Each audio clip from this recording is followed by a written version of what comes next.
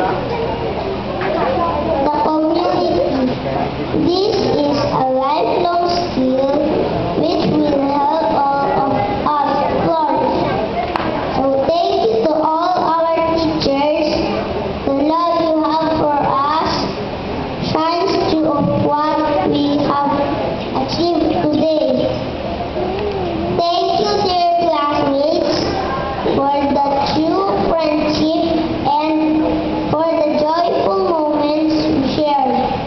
See you all in grade 1, to the newest member of our family, to my daddy and mommy, and to all the supporting and loving parents present here. My sincerest and deepest gratitude.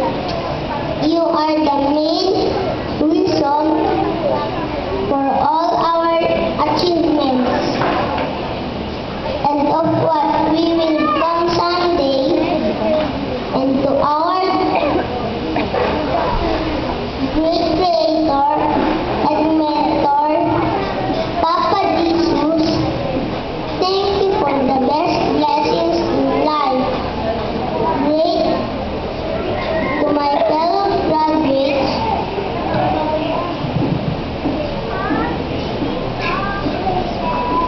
take on challenges, be loving, love learning, be part of the community, and be always